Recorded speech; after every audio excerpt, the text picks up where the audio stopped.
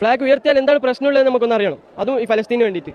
പിന്നെ ഒന്ന് നമുക്ക് നമ്മൾ എത്രയും പ്രാക്ടീസ് ചെയ്തിട്ടാണ് ഇവിടെ വന്നത്. അവർ നമ്മളൊരു കുഞ്ഞിനെ എടുക്കുന്ന സീനൊക്കെ ആകുമ്പോൾ കർട്ടൻ താത്തുണ്ടായി. അതിന് എന്ത് കാരണമുണ്ട്? അത് മാത്രമല്ല ഇന്നത്തെ പരിപാടി വരെ ക്യാൻസൽ ചെയ്തു. അത്രക്കും ഇത് ചെയ്യാൻ നമ്മൾ എന്ത് ചെയ്തു നമുക്കറിയാം. മോനെ, നിങ്ങൾ സ്കൂളിൽ പഠിക്കുന്ന വിദ്യാർത്ഥികളല്ലേ? നമ്മുടെ രാജ്യത്തിന്റെ പതാകയല്ലേ സ്കൂളുകളിൽ ഉയർന്നു പറക്കേണ്ടത്? അന്താരാഷ്ട്ര കാര്യങ്ങളിലൊക്കെ ഇടപെട്ട് പതാകയൊക്കെ ഉയർത്തണമെന്ന് വാശി പിടിക്കുന്നത് വലുതായിട്ട് സ്കൂളിന് വെളിയിലൊക്കെ പോയിട്ട് പോരെ?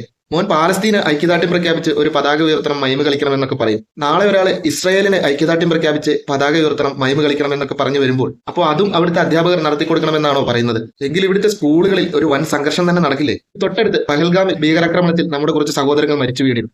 അതിനോടനുബന്ധമായി ഓപ്പറേഷൻ സിന്ദൂർ എന്ന ഒരു തിരിച്ചടിയും നമ്മൾ കൊടുത്തിരുന്നു. എന്താണ് അതൊന്നും മയമാക്കാനുള്ള ഒരു ഐഡിയ നിങ്ങൾക്ക് വരാത്തത്? രാജ്യത്തിന് അഭിമാനമായ ഓപ്പറേഷൻ സിന്ദൂർ എന്നത് ഒരു പൂക്കളം ഇട്ടതിന് പോലീസ് കേസ് വരെയായ ഒരു നാടാണ് നമ്മുടേത്. അവിടെ അധ്യാപകൻ ഒരു കട്ടൻ മാത്രമല്ലേ നിങ്ങൾ കിട്ടുള്ളൂ. അത് നാളെ സ്കൂളുകളിൽ ഒരു സംഘർഷം ഒഴിവാക്കാനുള്ള കട്ടനാണെന്നുള്ള ബോധമെങ്കിലും നിങ്ങൾ കാണിക്കണം.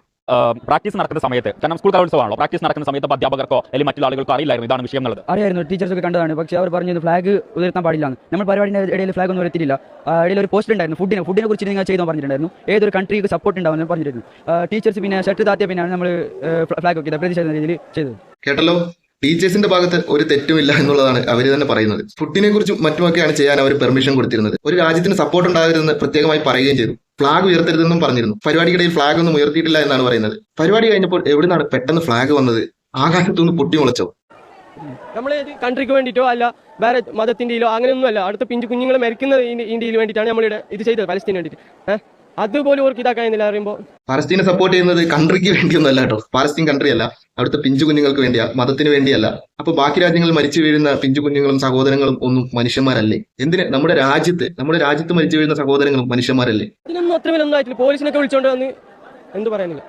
നേരത്തെ പറഞ്ഞല്ലോ, പോലീസിനെ വിളിച്ചോണ്ട് വന്നല്ലേ ഉള്ളൂ. അവിടെ ഒരു സംഘർഷം, പിള്ളേർ തമ്മിൽ ഒരു സംഘർഷം ഉണ്ടാകാതിരിക്കാനായിരിക്കും അവരങ്ങനെ ചെയ്തത്.